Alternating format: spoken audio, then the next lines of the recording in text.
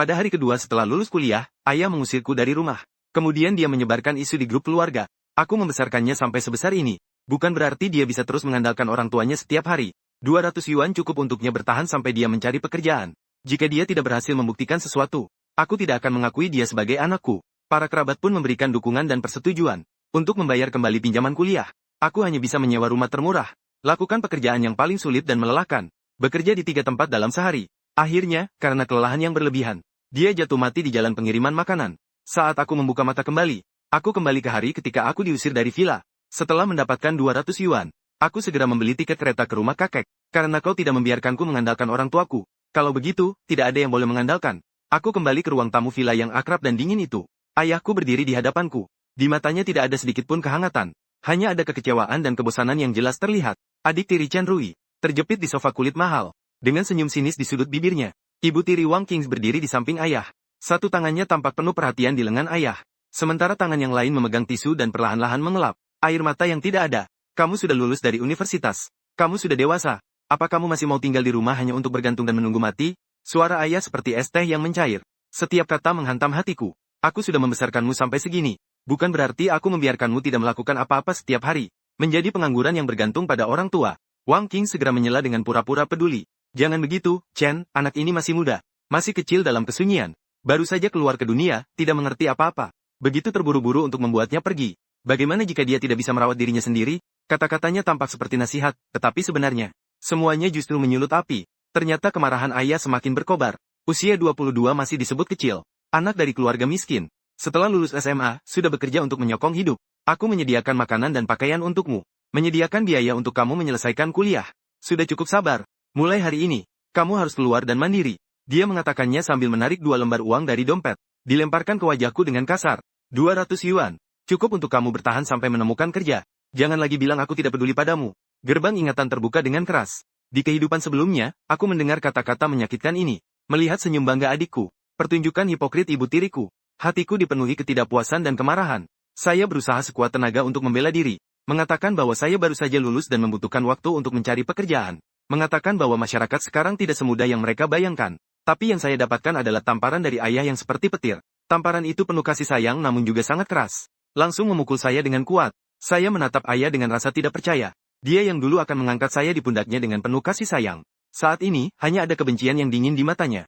Wang Qing berpura-pura terkejut dan melangkah maju untuk menghalangi. Chen Rui hampir tidak bisa menahan tawa. Itu adalah saat kehormatan saya hancur total. Juga merupakan titik awal kehidupan saya yang menyedihkan di kehidupan sebelumnya. Saya diusir dari rumah dengan membawa penghinaan dan 200 yuan.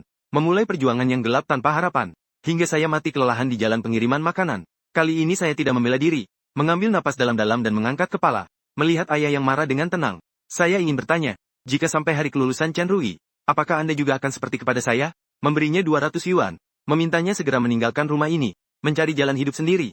Seketika, ruang tamu sepi seperti mati. Ayah terkejut sejenak. Lalu wajahnya berubah menjadi kebiruan. Senyuman Chen Rui terhenti. Secara naluri, dia duduk tegak. Dalam keheningan, terdengar suara. Xiao Mo, bagaimana kau bisa berbicara seperti itu? Ini ada hubungannya dengan adikmu? Ayah seperti singa yang terinjak ekornya. Tiba-tiba melangkah maju. Kau ini benar-benar brengsek. Bukan hanya sekadar tamparan. Tapi dengan kasar merebut koper saya. Seperti membuang sampah, dia melempar dengan semua tenaganya. Dilempar keluar dari pintu villa yang terbuka. Koper itu jatuh di atas beton di luar pintu. Mengeluarkan suara yang membosankan. Kunci terbuka. Beberapa pakaian yang sudah pudar jatuh. Pergi, segera pergi. Saya tidak punya anak seperti kamu. Dia bernapas berat dengan dada yang bergerak naik turun. Sambil menunjuk keluar pintu, Chen Rui mengambil ponsel untuk mengambil foto. Wajahnya tidak bisa menyembunyikan ekspresi ingin melihat drama. Kesedihan mengusap punggung ayah. Memberikan kenyamanan lembut. Lao Chen, jangan sampai tubuhmu terganggu. Tidak sebanding. Anak-anak tidak mengerti. Nanti ajari perlahan saja. Namun, kebanggaan yang sekilas muncul di matanya. Tidak luput dari pandanganku. Aku diam-diam merapikan pakaian yang berserakan itu. Mengangkat ijazah kelulusan universitas. Mengusap debu yang ada di atasnya dengan lembut. Sinar matahari agak menyilaukan. Aku menyipitkan mata. Menatap kota yang ramai di kejauhan. Kali ini, aku tidak akan lagi seperti di kehidupan sebelumnya. Berlari ke lapisan bawah masyarakat seperti lalat tanpa kepala.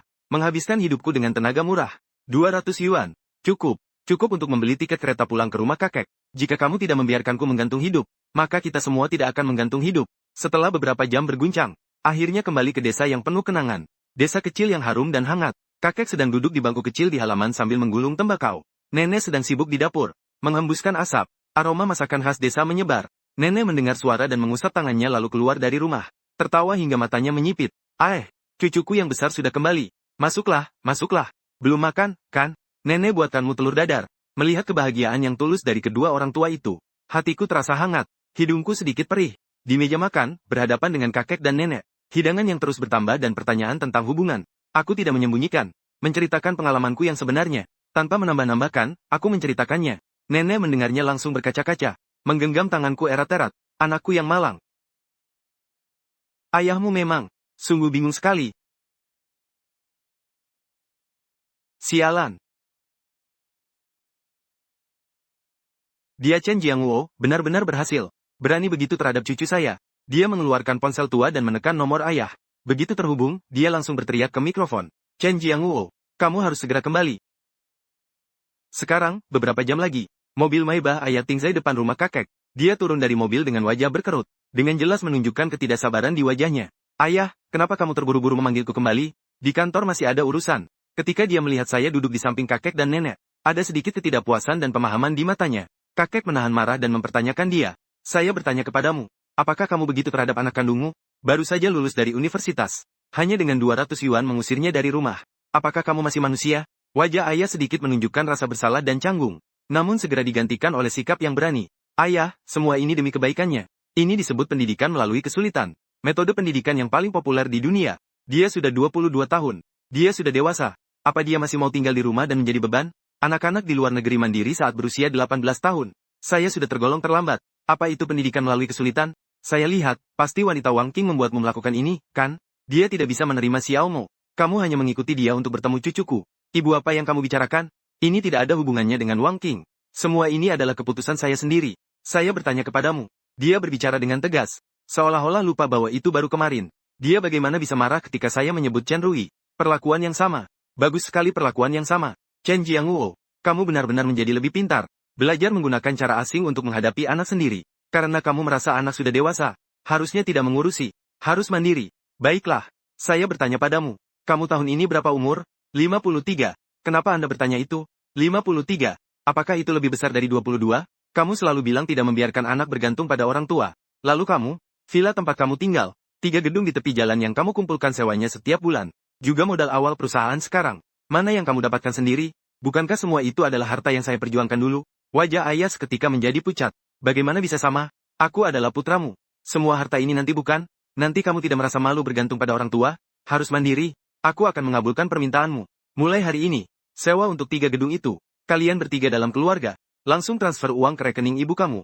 Villa tempat kalian tinggal sekarang. Saya akan memberitahu penyewa. Keluarga kalian bertiga. Cari tempat tinggal sendiri. Usahakan sendiri saja. Kata-kata ini seperti petir di siang bolong. Anda tidak bisa begitu. Saya adalah satu-satunya anak Anda. Bagaimana Anda bisa mengambil semua warisan? Ini membuat kita bagaimana bisa hidup di masa depan?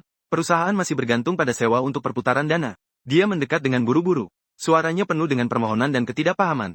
Kakek melihat wajah jeleknya. Kekecewaan di matanya semakin mendalam. Hanya tersisa ketegasan yang dingin. Satu-satunya anak lelaki. Sekarang kamu ingat, kamu adalah anak laki-lakiku. Apakah kamu pernah berpikir saat cucuku keluar?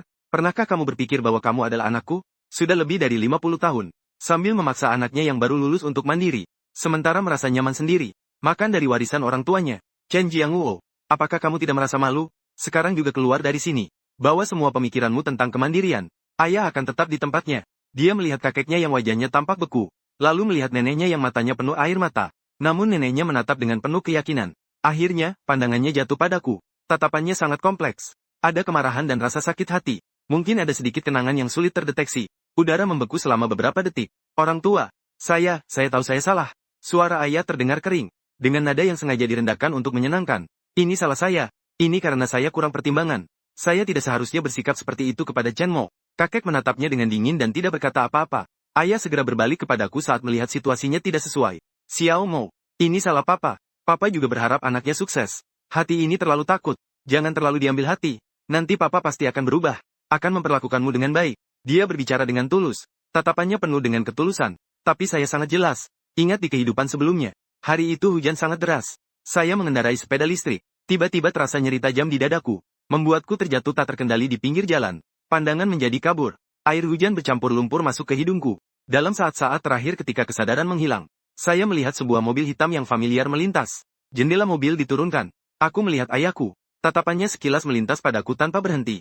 Tidak ada sedikit pun gelombang emosi. Saat lampu hijau menyala, ia pergi dengan cepat. Janji yang ia ucapkan saat ini, bagiku, sangat hipokrit hingga membuatku mual. Dia mengakui kalah, bukan karena dia menyadari kesalahannya, tetapi karena kakek mengendalikan sumber ekonomi hidupnya. Begitu krisis teratasi, dia pasti akan kembali seperti semula. Bahkan mungkin menjadi lebih parah karena penghinaan hari ini. Sayangnya, kakek dan nenek akhirnya lembut hati. Sekarang baru tahu salah. Dulu ngapain saja? Chen Jiangwo, aku kasih tahu kamu. Ini adalah yang terakhir kali. Jika kamu berani menyakiti cucuku lagi, aku segera membuat surat wasiat. Juan akan semua barang. Jangan berharap mendapatkan 1 sen pun. Tidak akan. Pasti tidak akan. Anda tenang saja. Saya pasti akan berubah menjadi lebih baik. Kembali ke Jiangcheng. Ayahku menyuruhku pindah kembali ke villa. Dan mengatur saya untuk bekerja di perusahaan sebagai manajer tingkat menengah. Hari-hari berikutnya tenang. Wang Qin dan Chen Rui melihatku. Selalu menyambut dengan senyuman. Tapi saya tahu dalam hati. Di balik ketenangan, ada arus yang tersembunyi. Makan malam perusahaan saat festival pertengahan musim gugur. Saya diundang untuk minum oleh para pemimpin secara bergiliran. Terlalu mabuk, saya pergi ke ruangan kosong sebelah untuk beristirahat. Saat saya sedang setengah sadar, pintu didorong terbuka. Seorang wanita asing masuk. Tolong. Alkohol saya langsung terasa, tapi belum sempat bereaksi. Wang Qin langsung masuk dengan beberapa rekan. Tahan aku. Suasana menjadi kacau. Seseorang segera menelepon polisi. Ketika polisi tiba di lokasi, ayah adalah yang terakhir muncul. Dia berdiri di samping polisi dengan wajah penuh kesedihan. Rekan polisi, ini adalah kesalahan saya dalam mendidik anak. Saya tidak menyangka dia akan melakukan hal seperti ini. Silakan tangani sesuai hukum. Saya sama sekali tidak akan campur tangan. Jika harus dihukum, maka harus dihukum selama bertahun-tahun. Keluarga Chen tidak akan melindungi orang jahat seperti ini. Dia pernah mengintip pembantu mandi di rumah. Saya selalu takut untuk mengatakan. Sekarang dipikir-pikir, saya merasa takut. Kenali seseorang dari wajahnya, bukan hatinya. Chen Rui segera merobohkan dinding. Saya telah melihatnya lebih dari sekali. Kakak mencuri stocking pembantu. Dan juga, di dalam komputernya, penuh dengan film porno dan situs-situs nakal.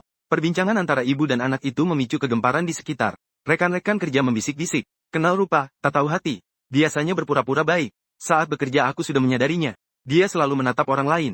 Sekarang saat mabuk, ternyata aslinya terbongkar. Ternyata dia memang seorang yang cabul. Anak ini memang seperti itu. Tak heran Chen selalu bertindak tegas. Bekerja dengan orang seperti ini terlalu berbahaya. Diam berarti harus dipenjara. Pembicaraan ini tidak keras.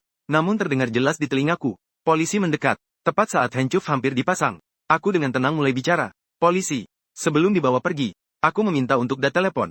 Ayah tertawa sinis. Telepon. Telepon siapapun tidak ada gunanya.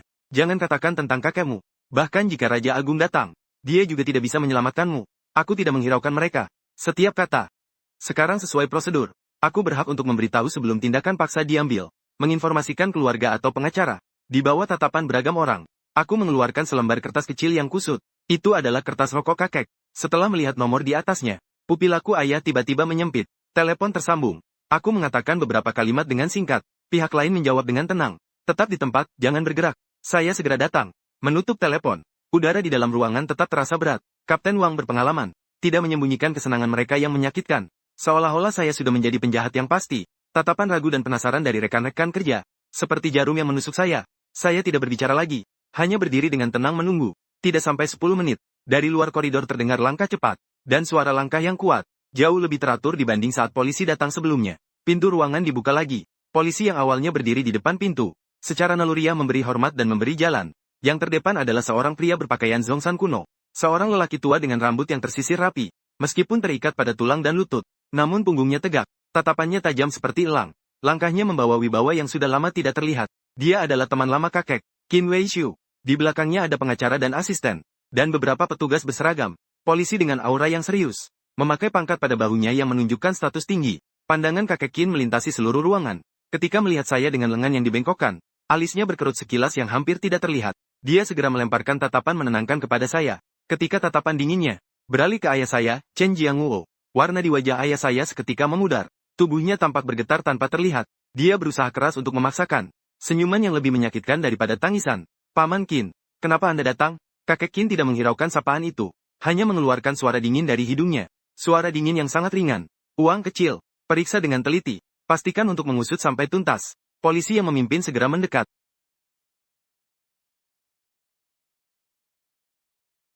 Dengan tatapan tajam menatap, petugas polisi yang tadi bersiap untuk memborgol saya, beri laporan tentang situasinya.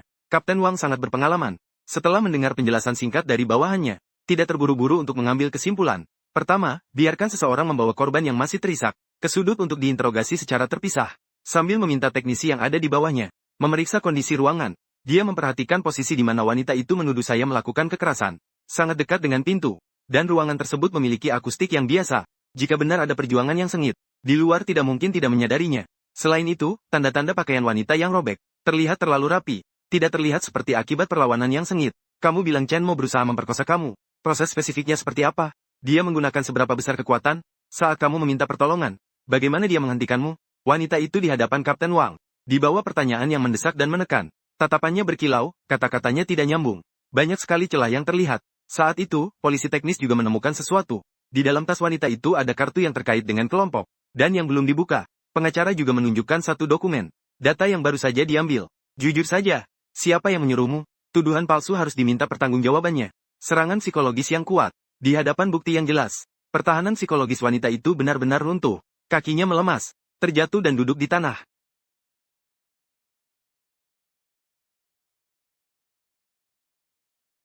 Semua rekan kerja tertegun. Mereka yang tadi menunjuk-nunjuk saya, saat ini wajah mereka penuh dengan kejutan, rasa malu, dan tidak percaya. Ayah wajahnya pucat seperti kertas. Bibirnya bergetar. Chen Rui benar-benar panik.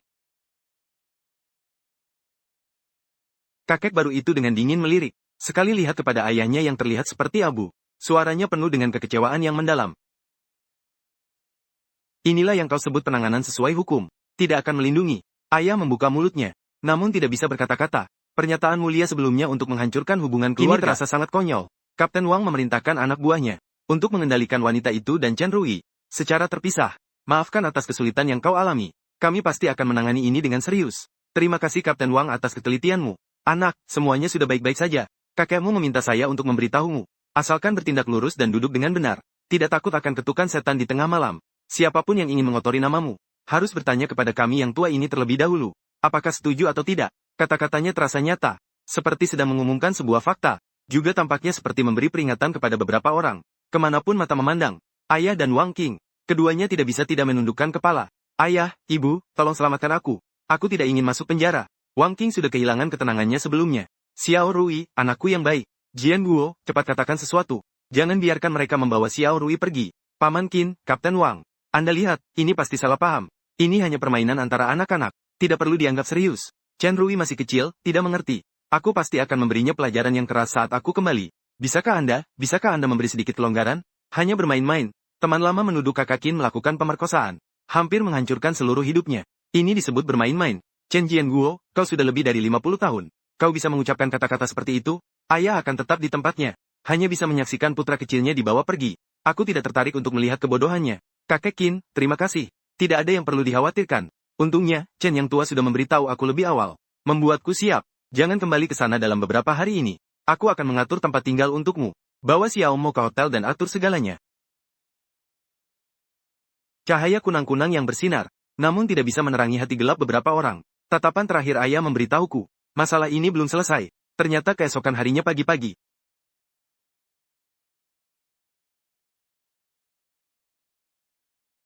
Xiao Mo, kita perlu bicara. Tidak ada yang perlu dibicarakan.